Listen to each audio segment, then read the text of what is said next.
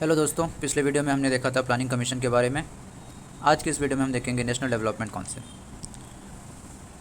तो दोस्तों, national development council एक और नॉन स्टैट्यूटरी बॉडी है जिसका फॉर्मेशन 1952 में हुआ है on the recommendation of first 5 year plan. तो फर्स्ट ईयर 5 ईयर प्लान जैसे कि आप जानते हैं 1950 में बनाया गया, तो उसने रिकमेंड किया कि एक नेशनल डेवलपमेंट काउंसिल एक बॉडी होना चाहिए जो कि नॉन कॉन्स्टिट्यूशनल और नॉन स्टैट्यूटरी होगा, और जिसका काम है जो भी प्लानिंग कमीशन प्लान बनाए उसको प्लान को अप्रूव करना, साथ ही साथ प्लानिंग कमीशन और सेंट्रल गवर्नमेंट, स्टेट गवर्नमेंट, इन सबको रिकमेंडेशन देना। तो it was in the year 1952 it was form by executive resolution, और it is neither a constitutional nor a statutory body, because ये किसी भी पार्लियामेंट्री एक्ट या कॉन्स्टिट्यूशनल एक्ट से नहीं बना है। लेकिन सरकारी कमीशन 1983 से जो कि 87 तक बना था, उसने सजेस्ट किया था कि नेशनल डेवलपमेंट काउंसिल जो है इसका नाम चेंज करके national economic development council, national economics and development council करके इसको हम स्टैट्यूटरी स्टेटस दे दें, सॉरी कॉन्स्टिट्यूशनल स्टेटस दे दें under article 263।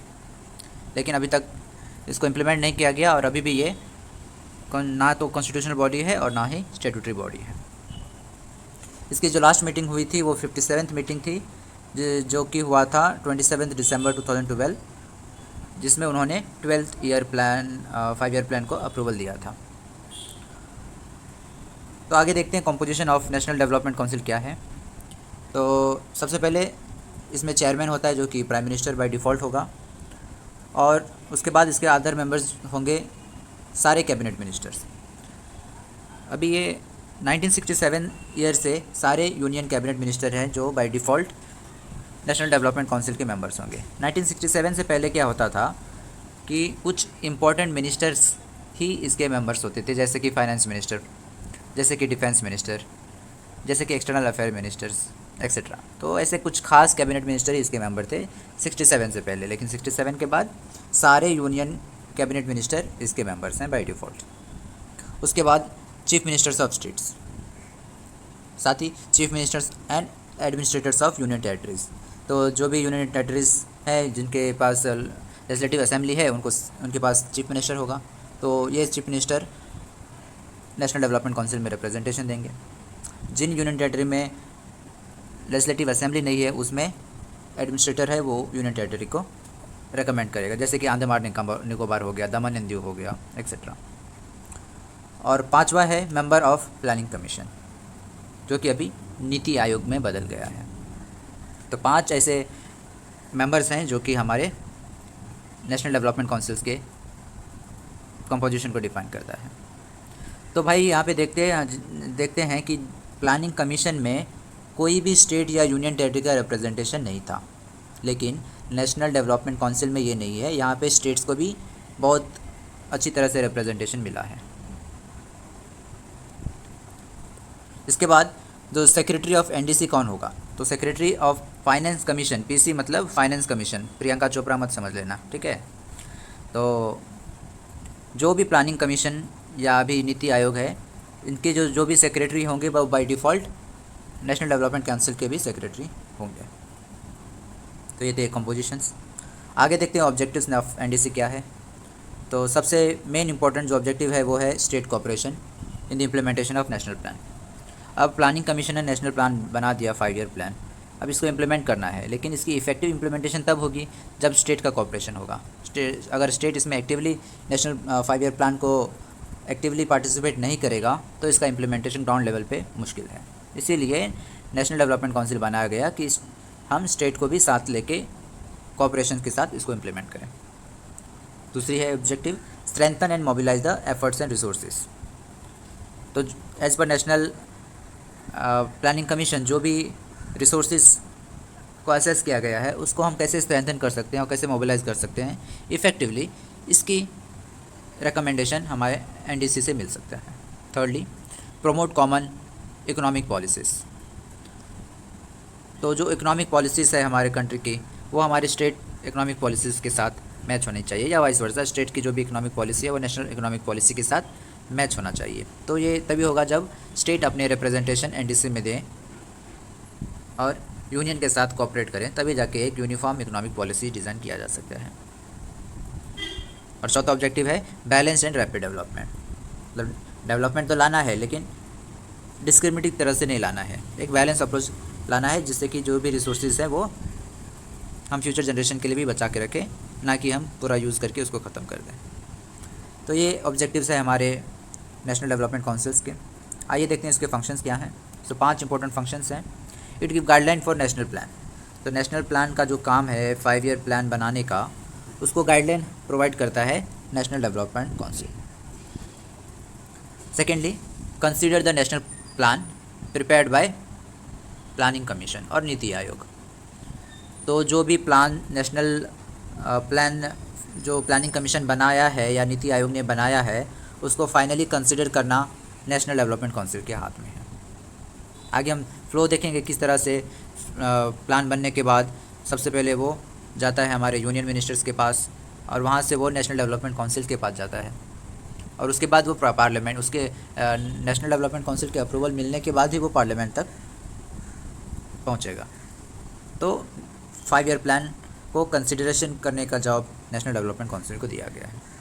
Thirdly, it assess the resources. तो जो भी रिसोर्सेज है भाई, उसका एक चिट्ठा होना चाहिए जो कि नेशनल डेवलपमेंट काउंसिल असेस करके बनाएगा। और fourthly, review of working of national plan. तो नेशनल प्लानिंग कमीशन ने तो प्लान बना दिया, अब वो ठीक से काम हो रहा है कि नहीं, या ऐसे पेपर पे प्लान बना दिया गया है, उस डायरेक्शन में सही से ग्राउंड लेवल पे काम हो रहा है कि नहीं, यह रिव्यू करने का काम भी नेशनल डेवलपमेंट काउंसिल देखता है। और finally, measures for achievement of AIIMS and target. बस वही बात है, बस बोल बच्चन है और कुछ नहीं। जो भी नेशनल प्लानिंग कमीशन का 5 ईयर प्लान का जो भी एम्स और टारगेट है, उसको मेजरमेंट करना कि सच में भाई वो अचीव हुआ कि नहीं, ये काम हमारा नेशनल डेवलपमेंट काउंसिल देखते हैं। तो ये थे हमारे functions of national development councils. आगे हम देखेंगे किस तरह से काम करती है नेशनल डेवलपमेंट काउंसिल। तो सबसे पहले 5 ईयर प्लान जो है वो ड्राफ्ट करता है प्लानिंग कमीशन, और ये ड्राफ्ट करने के बाद ये सबमिट हो जाता है यूनियन कैबिनेट मिनिस्टर्स को। तो सेंट्रल कैबिनेट मिनिस्टर जो है इन प्लान को देखेंगे और उसके बाद इसको भेज देंगे नेशनल डेवलपमेंट काउंसिल को, इसको कंसिडरेशन के लिए। अभी नेशनल डेवलपमेंट काउंसिल इसको कंसिडर करेंगे, कुछ चेंजेस है तो वो सजेस्ट करेंगे, और फाइनली नेशनल डेवलपमेंट काउंसिल इसको अप्रूवल देगा। नेशनल डेवलपमेंट काउंसिल के अप्रूवल के बाद ही जो 5 ईयर प्लान है वो पार्लियामेंट में जाएगा, जहाँ पे उसकी डिस्कशन की जाएगी, और पार्लियामेंट में डिसीजन होने के बाद ये ऑफिशियल गैजेट में पब्लिश हो जाएगा। इस तरह से 5 ईयर प्लान अप्रूव किया जाता है हमारे पार्लियामेंट्री सिस्टम ऑफ डेमोक्रेसी में। अभी प्लानिंग कमीशन जो है, जो नेशनल डेवलपमेंट काउंसिल जो है वो एक एडवाइजरी बॉडी है टू प्लानिंग कमीशन। यानी कि जो भी रिकमेंडेशन नेशनल डेवलपमेंट काउंसिल देंगे वो सिर्फ एडवाइजरी है, वो रिकमेंडेशन बाइंडिंग नहीं है either to the central government और टू द स्टेट गवर्नमेंट। इसीलिए इसको बहुत बार क्रिटिसाइज़ किया जाता है कि यह एक रबर स्टैम्प पॉलिसी मैटर्स के रिलेटेड है। मतलब क्या फ़ायदा अगर उसने रिकमेंडेशन दिया और सेंट्रल गवर्नमेंट ने उसको मानी ही नहीं। ठीक है, तो ये इसकी शॉर्टकमिंग हम बता सकते हैं, और इसीलिए ज़रूरत पड़ी कि नीति आयोग की फॉर्मेशन की, इसी शॉर्टकमिंग की वजह से, क्योंकि प्लानिंग कमीशन में स्टेट्स का रिप्रेजेंटेशन बिल्कुल भी नहीं है। हमने देखा कि ये पूरा सेंट्रल ओरिएंटेड बॉडी है, सेंट्रल गवर्नमेंट के कंट्रोल में, सेंट्रल गवर्नमेंट के ही रिप्रेजेंटेशन में प्लानिंग कमीशन बनता है। नेशनल डेवलपमेंट काउंसिल के अंदर स्टेट्स की रिप्रेजेंटेशन है, बहुत अच्छी बात है, लेकिन क्योंकि ये बस रिकमेंडेशन बॉडी है तो स्टेट की बातें कौन सुनेगा। तो ये सारी इसकी शॉर्टकमिंग्स है जिसके कारण नीति आयोग बनाया गया, और नीति आयोग में हमने देखा कि स्टेट्स की डायरेक्ट रिप्रेजेंटेशन है। ठीक है, तो आगे ये बोला गया है कि नेशनल कमीशन साल में कितनी बार मिलेंगे, तो at least 2 times in a year उनको मिलना पड़ेगा।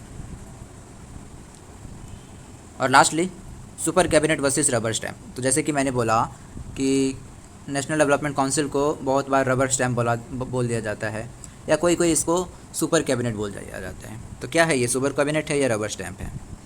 तो ये दोनों हैं अगर हम अलग अलग एंगल से देखेंगे। सुपर कैबिनेट इसको क्यों बोला जाता है, क्योंकि बहुत ही वाइड और पावरफुल कंपोजिशन है नेशनल डेवलपमेंट काउंसिल का। हमने देखा कंपोजिशन में प्राइम मिनिस्टर है, कैबिनेट मिनिस्टर्स है, फिर हमारे स्टेट्स के चीफ मिनिस्टर्स है, यूनियन टेरिटरीज़ के रिप्रेजेंटेटिव्स है, मेंबर्स ऑफ प्लानिंग कमीशन के हैं। तो इतना बड़ा पावरफुल कमीशन होने की वजह से इसको कई बार सुपर कैबिनेट बोल देता है कि भाई ये तो कैबिनेट के बराबर ही है, या कैबिनेट से भी ज़्यादा पावरफुल है। और इसको रिकमेंडेशन जो है वो बैक्ड बाय नेशनल मैंडेट।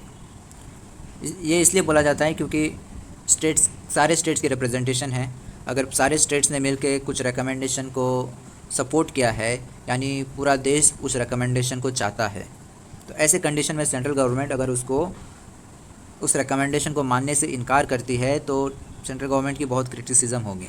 वो ऐसा कर सकता है, कोई भी मैंडेटरी नहीं है, लीगली उसको कुछ किया नहीं जा सकता है सेंट्रल गवर्नमेंट को, लेकिन क्योंकि नेशनल मैंडेट उस रिकमेंडेशन से जुड़ा हुआ है तो उसको ठुकराना नेशनल जो यूनियन गवर्नमेंट है उसके लिए आसान काम नहीं है, इसीलिए उसको सुपर कैबिनेट का दर्जा दिया जाता है। लेकिन बहुत सारे केसेस में हमने देखा है कि इसको जस्ट रबर स्टैम्प माना गया है। ये इसलिए है क्योंकि 1947 से लंबे समय तक 60 साल तक 60+ ईयर्स तक कांग्रेस पार्टी रूल था, सिंगल पार्टी रूल था सेंटर पे, और ज़्यादातर स्टेट्स में भी कांग्रेस पार्टी का ही रूल था। इस कारण जो भी रिकमेंडेशन था नेशनल डेवलपमेंट काउंसिल का वो यूनियन गवर्नमेंट के थ्रू ही कंसिडर होता था। अब स्टेट में कांग्रेस गवर्नमेंट है, यूनियन में भी स्टेट गवर्नमेंट है, तो स्टेट गवर्नमेंट थोड़ी यूनियन गवर्नमेंट के अगेंस्ट जाएगी। वो तो नेशनल पार्टी है, सेम पार्टी है, तो उसके अगेंस्ट में कभी नहीं बोलेगी। इसी कारण ये बोल दिया जाता था कि नेशनल डेवलपमेंट काउंसिल जो है वो एक रबर स्टैम्प की तरह है, उसका खुद का कुछ रिकमेंडेशन काम नहीं करता, यूनियन गवर्नमेंट के मन में जो है वही काम नेशनल डेवलपमेंट काउंसिल रिकमेंड करते हैं। लेकिन धीरे धीरे यह चेंज होता गया। अभी हमने देखा है कि सेंटर पे स्ट्रॉन्ग गवर्नमेंट है, नॉन कांग्रेस गवर्नमेंट आ गई है, बहुत सारे स्टेट्स में डिफरेंट रीजनल पॉलिटिकल पार्टीज आ गए हैं, तो अभी जो है यह रबर स्टैम्प वाला काम बहुत बहुत कम हो गया है। तो यही था हमारा नेशनल डेवलपमेंट काउंसिल का लेक्चर। अगले वीडियो में हम बात करेंगे ह्यूमन राइट्स कमीशन के बारे में। तब तक के लिए इस वीडियो को लाइक करें, शेयर करें, और चैनल को सब्सक्राइब नहीं किया तो चैनल को ज़रूर सब्सक्राइब करें। कमेंट करके बताएं कि हम और कैसे वीडियोस को अच्छी तरह से बना सके या कुछ और